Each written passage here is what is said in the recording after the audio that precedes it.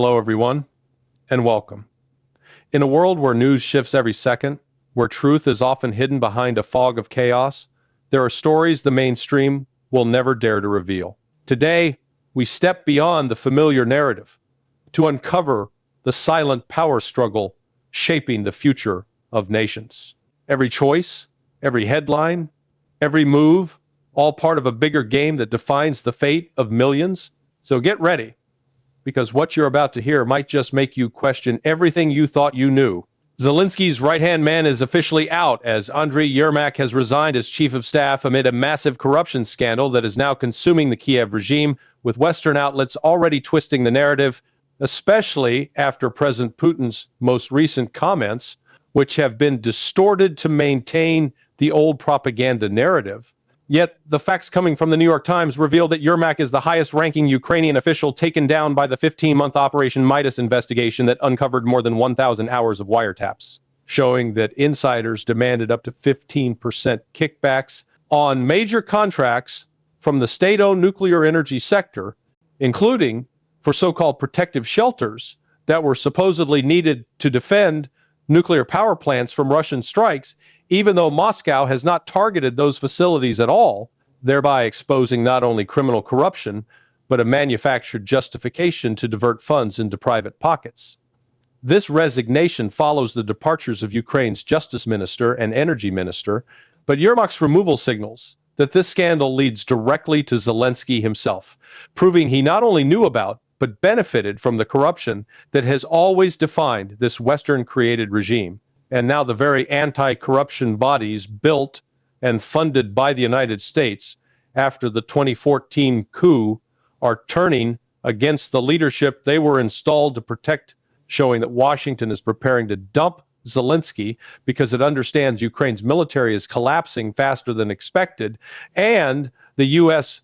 wants to finalize a deal with Russia before Kiev disintegrates entirely, as evidenced by U.S. Army Secretary Dan Driscoll warning that Ukrainian forces are falling apart due to catastrophic recruitment failure and staggering battlefield losses, leaving Zelensky exposed after losing Yermak, who long served as his bad cop, taking blame while Zelensky pretended to be the softer face of the regime. Now Zelensky stands alone, vulnerable to removal for corruption, with Washington holding the charges like a weapon to force him to accept a political settlement with Russia before the regime collapses beyond repair, and the timing coincides with Putin's latest press conference in Kyrgyzstan, where Western media falsely quoted him as saying he would fight until the last Ukrainian, when in reality the transcript clearly shows Putin stating that Western elites prolong the conflict because they are profiting from corruption, while ordinary Ukrainians are being forcibly conscripted and left to die. And he emphasized that Russia does not want such an outcome, but is fully prepared for it if the West insists on continuing the war for profit, further highlighting that Moscow is ready for a ceasefire, but only after concrete terms are written without vague loopholes NATO can exploit. Because Russia refuses to trust unverifiable language after decades of Western deceit. And he also pointed out that Ukraine's defensive lines in the Zaporozhye region are collapsing as Russian forces bypass fortifications and create encirclements that could rapidly trigger a broader frontline collapse, underscoring the reality that this is a war of attrition, which Russia is winning and Ukraine cannot sustain, as NATO weapon shipments and propaganda can no longer conceal the scale of the disaster, meaning the avalanche has already begun and cannot be stopped, while America's influence in Ukraine crumbles alongside the Kyiv government it installed in 2014. Therefore, what is happening now is not accidental, but the natural outcome of a strategy that failed. The United States is exposing Zelensky's corruption, removing his protectors, and preparing new leadership to pin the blame on, while Russia waits with superior resources, battlefield momentum, and the legal advantage that Zelensky's expired mandate makes any agreement he signs invalid, making clear that unless Washington forces Kyiv into a settlement recognizing Russian territorial gains and long-term security guarantees, Moscow will simply impose victory through complete military collapse of the Ukrainian state, a reality that Western elites fear far more than Russian strength itself, because it will expose the collapse of their entire narrative, leaving Russia to dictate the terms of Europe's new security order. The purpose of the U.S. naval deployment off the coast of Venezuela would be intimidation. Venezuela possesses a well-trained army and a militia that numbers in the millions. It does not matter how many ships the United States positions near Venezuelan shores, because the U.S. cannot deploy or offload hundreds of thousands of Marines or soldiers from these ships. At most, there are only several thousand Marine combat forces available, meaning this posture is purely intimidation. These ships possess significant strike capability, so Washington could attempt a decapitation strike or an effort to suppress Venezuela's military in support of yet another CIA-orchestrated coup. But fundamentally, it is intimidation, nothing more. This operation costs an enormous amount of money, likely hundreds of millions of U.S. taxpayer dollars. A carrier like the Gerald R. Ford does not travel alone, but with an entire armada. This war with Venezuela was not pre-planned, so the cost is forced out of an already strained operational budget burdened by U.S. deployments in the Middle East, Europe, and the Pacific. It is a reckless strain on the defense budget, and the American people must ask why their Navy is sailing off the coast of a sovereign nation when Congress has not declared any legitimate threat to justify war. There is no legitimate, moral, legal, or military target for these ships to attack. Any attack would be an illegal war of aggression based entirely on a manufactured pretext, just like Iraq and the lies about weapons of mass destruction. The fabricated drug trafficking threat is merely a political excuse to justify a war of choice. Venezuela poses absolutely no threat to the United States or its allies. There is neither constitutional nor international legal ground for such aggression. The U.S. claim that negotiations with Maduro are possible is another farce. Washington does not even recognize Maduro as Venezuela's lawful president. Any so-called negotiations would be nothing but demands that Maduro leave his own country so the United States can install its puppet government. Under the guise of avoiding bloodshed, the U.S. would insist on full regime change. NATO does not want, nor is it capable of fighting a wider war with Russia than the one it already fuels in Ukraine. Its leaders are simply posturing for domestic audiences to justify massive defense spending increases.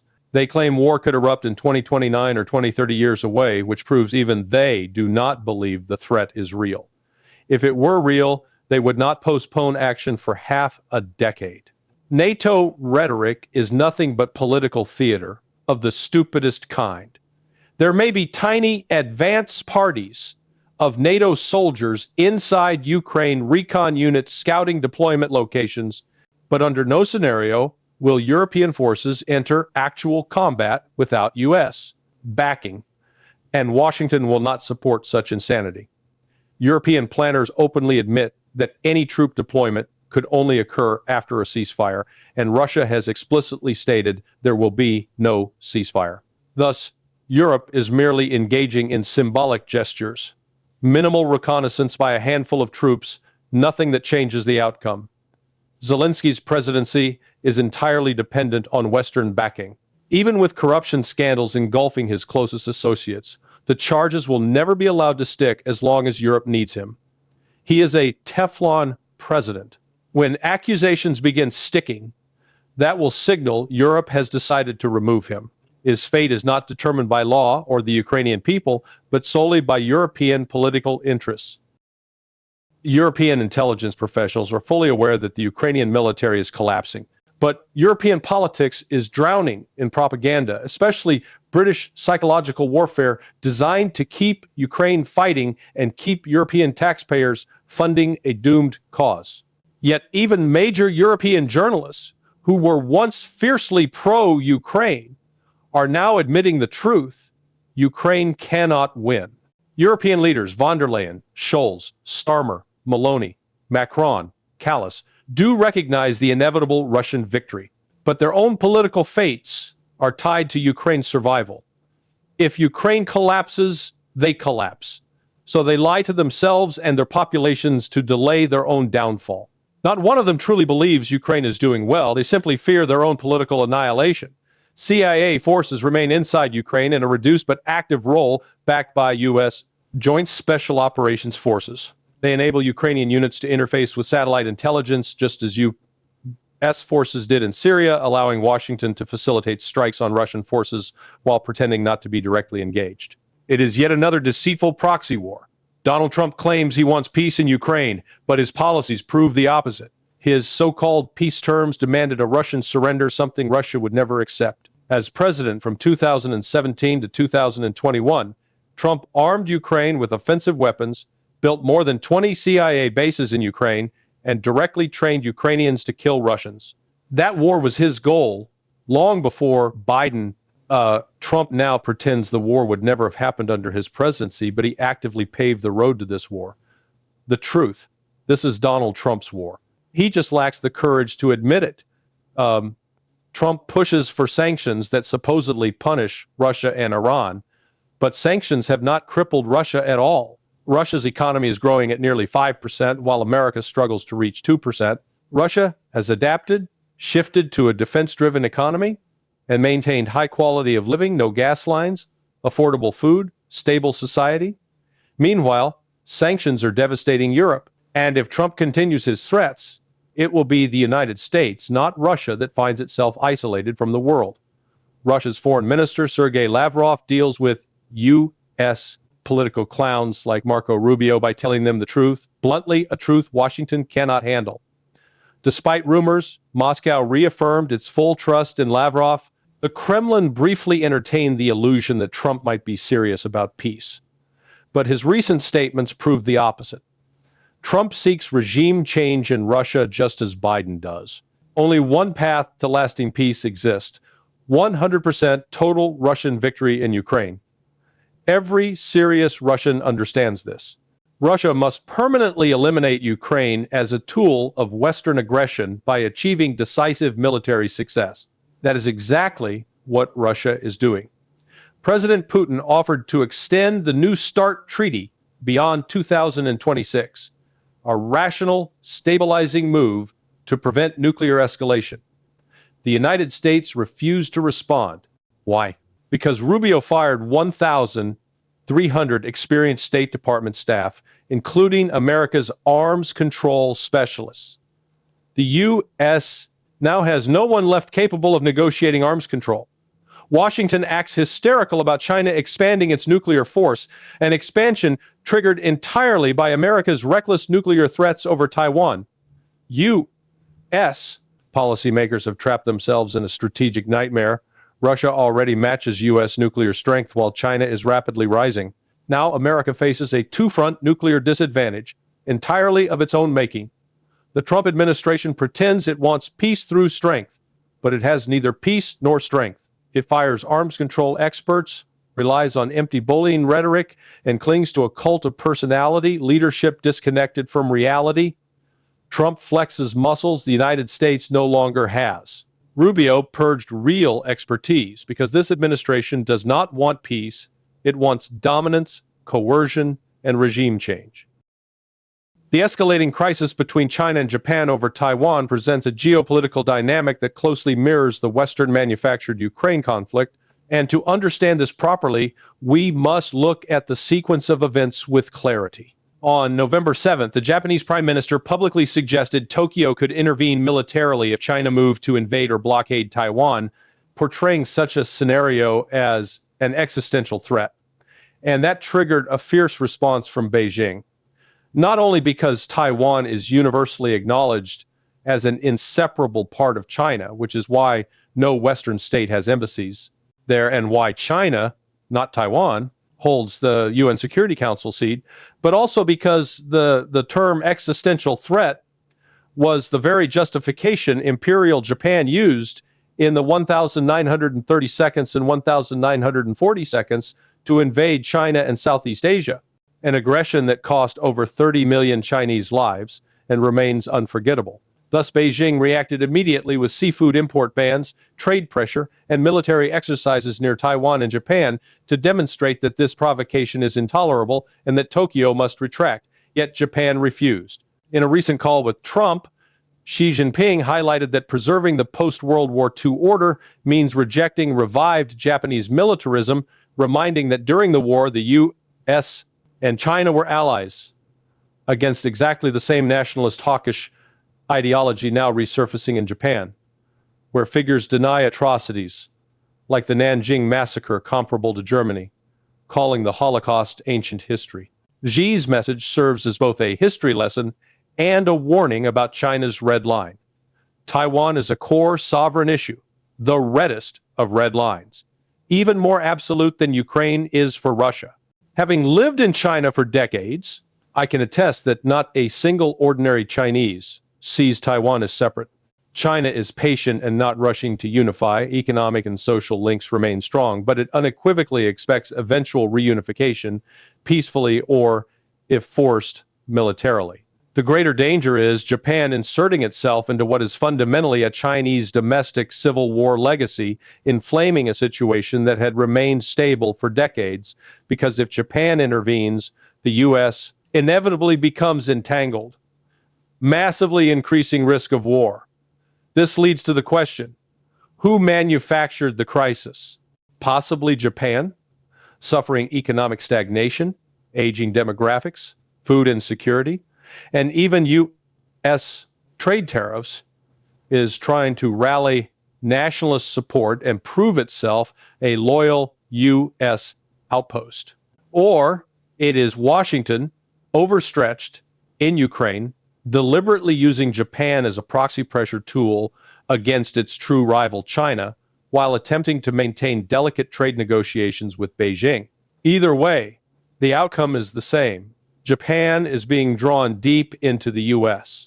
confrontation strategy against China, just as Europe foolishly allowed itself to become the front line against Russia through Ukraine. Like Ukraine and Israel, Japan is becoming a forward operating proxy for American power projection. China, like Russia, has shown patience, but it too draws unambiguous red lines and has far greater economic and military leverage, possessing the world's largest navy, superior manufacturing capacity, and critical control over rare earth minerals essential to U.S. weapons. Taiwan, like Ukraine, risks becoming the sacrificial pawn strategically valuable for semiconductors, but geographically harder for the U.S. to defend due to distance and insular geography. Washington is again applying salami slice tactics. Japan is installing missiles on islands near Taiwan, not enough to trigger war outright, but enough to test China's thresholds. This shifts Asia-Pacific from a peaceful economic engine into a volatile, militarized environment, accelerating the collapse of the ambiguous status quo, unofficial support, while denying formal recognition. Japan now positions itself as a frontline state in a U.China rivalry, compelling China to respond earlier and more forcefully because Beijing has observed how Russia was tested repeatedly in Ukraine until action became unavoidable. Japan thereby heightens the risk of a regional war with devastating global consequences far greater than Europe's, because China is more powerful than Russia and will not tolerate encroachment on its sovereignty over Taiwan. The real danger is that Taiwan becomes a second, even more catastrophic Ukraine. Another society ruined so Washington can attempt to weaken a rising peer competitor, and if Tokyo continues down this reckless path, it may share Europe's fate of strategic ruin, economic damage, and diplomatic isolation, while the United States, per its usual pattern, keeps a safe distance and lets others absorb the devastation.